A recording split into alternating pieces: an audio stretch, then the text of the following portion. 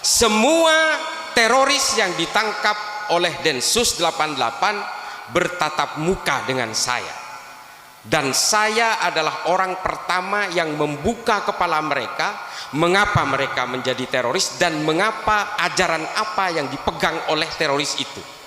Persoalannya kemudian adalah mengapa mereka ini menjadi teroris dan mengapa mereka ini mudah mengkafirkan orang, mudah menganggap orang itu menganut faham jahiliyah. Mengapa seperti itu? Bahwa yang menjadi pangkal persoalan di seluruh negara hari ini, yang hari ini sedang dilanda konflik. Saya sudah ke Somalia, saya sudah ke Nigeria, saya sudah ke Sudan, dan saya sudah ke bagian Asia Selatan yang hari ini betul-betul terlibat konflik. Apa konfliknya? Sampai hari ini saya dijadikan sebagai salah satu struktur ahli di pemerintahan Somalia. Sampai hari ini saya sering konferensi,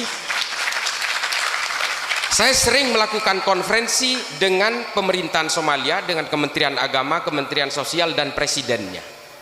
Persoalannya mereka adalah apa yang dikatakan oleh Kementerian Somalia. Dia mengatakan begini, Pak Islah, di sini di Somalia ini 100% penganut faham yang sama. Semua penganut Salafi Wahabi. Satu negara ini, semua ulama di sini adalah lulusan dari Madinah atau Mekah, sama semua. Di sini semua sepakat mengharamkan ucapan Natal, mengharamkan musik, mengharamkan peringatan Maulid dan sebagainya. Sama. Torikoh di sini diharamkan. Dulu di sini ada kelompok torikoh yang bernama kelompok Zahiri. Hari ini semua terusir, dibunuh oleh orang-orang Salafi Wahabi di sini.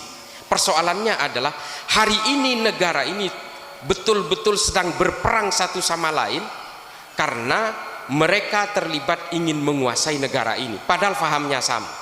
Ketika pemerintahan Somalia ini menceritakan kepada saya bahwa mereka adalah penganut faham agama yang sama, mereka menganut tafsir yang sama, tapi ternyata mereka memang dididik oleh mereka meskipun seagama, meskipun satu madhab, meskipun satu manhaj, meskipun satu ijtihad, mereka diperbolehkan berperang satu sama lain apabila dianggap berbeda.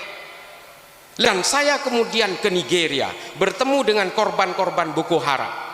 Kelompok teroris di Somalia namanya Al-Shabaab, di Nigeria namanya Boko Haram, di Republik Afrika Tengah namanya Seleka, di Sudan ini namanya adalah kelompok Hasan Turabi, di Syria ada Jabhatun Nusra, Free Syrian Army, ada Liwa'ut Tauhid, di Pakistan ada yang namanya Laskar At-Taibah. Ini semua penganut faham Salafi Wahabi. Nih sering, tidak mungkin, bagaimana mungkin salafisme itu bisa mengajarkan orang untuk berkenalan dengan kekerasan? Pada awalnya iya, tapi pada akhirnya dia diajarkan untuk membenci satu sama lain, siapapun yang dianggap berbeda. Kalau berbeda maka dia harus dimusuhi. Ini ajaran mereka. Dari mana ajarannya? Dari ajaran-ajaran Ibnu Taimiyah yang bernama Al-Wala' wal Wara' yang ditulis dalam kitab Majmu' Al-Mukaffa.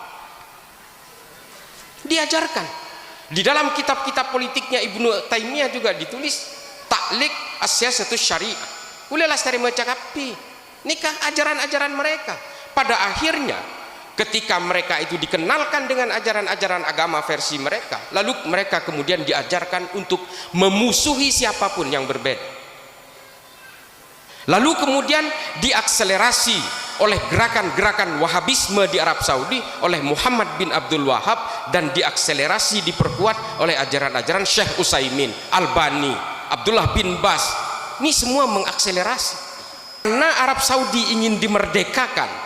Lalu orang-orang diberikan ajaran-ajaran supaya melawan kepada cengkraman kekaisaran Ottoman di Turki.